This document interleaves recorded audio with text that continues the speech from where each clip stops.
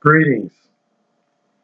Here's another part of our toolbox we're going to build as we develop the means to consider this country, our society, what is working and what isn't working, what has been changed, what has been harmed. Some different things to think about. Just going to put a few things out there. Is first, a reminder, it's very easy to go to the summary statement, the big declaration, and be done. There. That's it. I'll give you an example. Term limits. We need term limits. Okay, declared. Full of it. Yes, I meant that in both senses. Go ahead. Apply term limits. Just do it. Apply them. What would be the term limit? 1 term? Say, a senator? 2 terms for a representative in Congress? 2 terms as a senator? President can have 2 terms. 10 terms as a congressman, which would be 20 years. What would be your choice? Not so easy, just on that. Because there's so much for them to do and learn and be exposed to. After all, they're the lawmakers developing laws.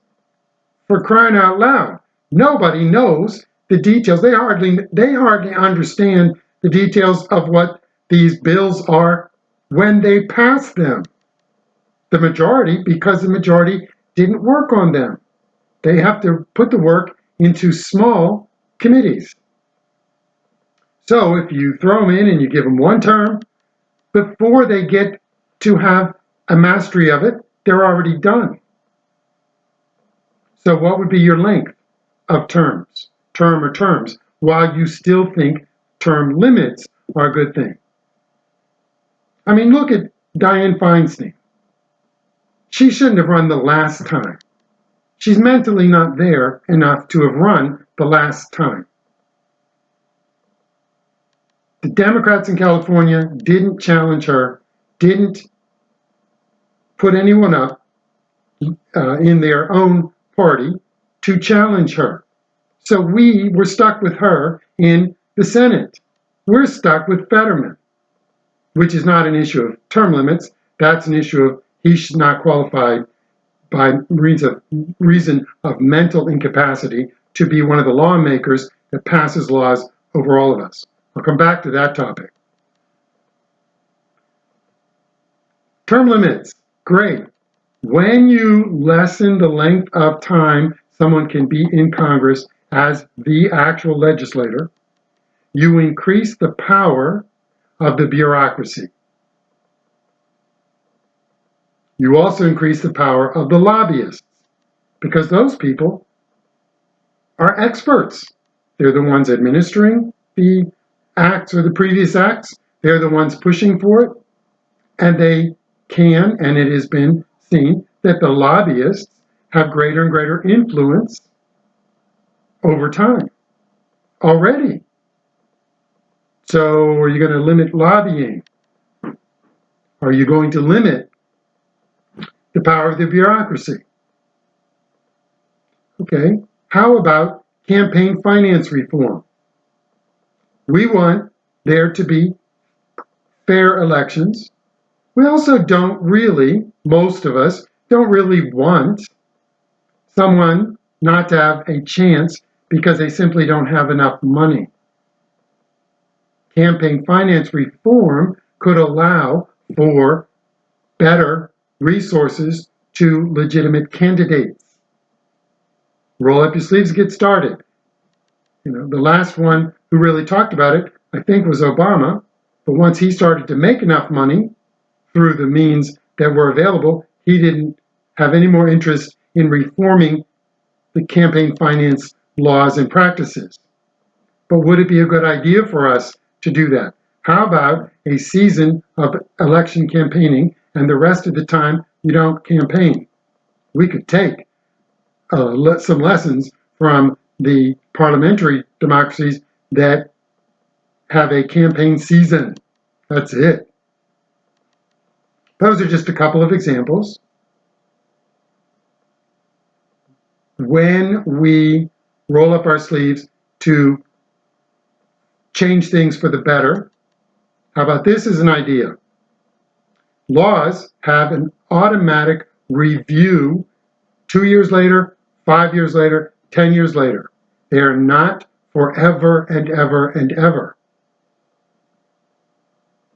So, for example, the crime bill that Biden led in the Senate and Clinton signed, oh yeah, they were Democrats who did that, that had much, much greater penalties for crack cocaine use compared to regular cocaine, which, because of use, ended up disproportionately hitting minority black communities. Crime's a crime. Crack cocaine was devastating communities. We're not going to lose sight of history.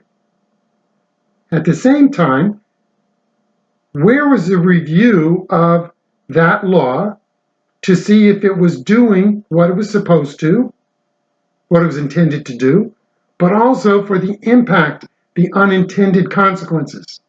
Where was that? It wasn't. So in 2020 and 2021, particularly in 2020, there was another explosion of upset and anger. That wasn't specifically about that, but it brought some attention to the disparities in numbers, not in actions, but in numbers of criminal penalties for crimes, which has led to a real push for criminal justice reform. However, the criminal justice reform that has been practiced by these Democrats in these places has been to free criminals. They're not reforming, they're freeing criminals. The DAs are not prosecuting crimes to the fullest extent of the law. The politicians are saying, yes, go steal. California, you can steal up to, as long as it's not $1,000, the police will not be called. These Democrats have legalized crime in the name of criminal justice reform. No, get away from me with that. Reform the system without rewarding the criminals. We need to do that. So how do we do that? How do we build a better system? One way would be to say, Congress, you're going to do your job. You are required to pass a budget. You can't get it done, you don't get paid. You can't get it done, you're going to stay in that building until you do. How about that? The states are able to do it. Virtually every state has a budget requirement that the budget be balanced. Not saying to balance the budget, but they have a requirement and they get it done. Can that be a reform that we engage in, that we insist on? That our laws are subject to review afterwards, and not the type of review that is judicial, which is absolutely required and necessary and an option for people who feel like they've been harmed by this law and their rights trampled on. But this would be simply the law of, is this law still needed?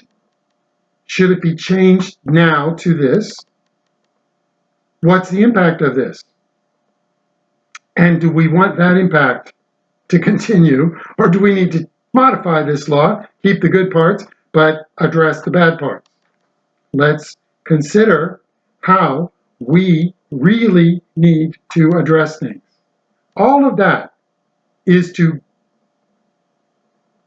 start to expand our minds, expand our thinking about what we need. This is not an easy task. So what are our priorities? Equal rights, freedoms, liberties under the law for each person. We have to go back to our values. We have to go back to what's driving us. And if your values are your party, then go back to the beginning, go back to the beginning, go back to the beginning. Because that's the society we have now. That's the country we have now. Democrats elected Fetterman who cannot do the job.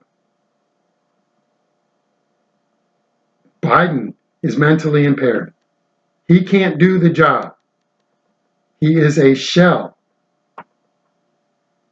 with puppeteers running him. People who voted for him gave their power of the people to the unknowns who are not answerable to us. We must have our values of equality, freedom, justice be what drives us, not our profit for political gain purposes and party. But that's my view. What's yours? Comment below. Pass this along. Share it. Subscribe.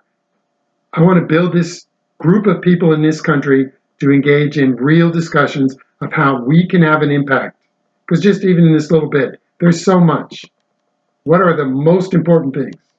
That's what we need to get at. That is what we need to get at.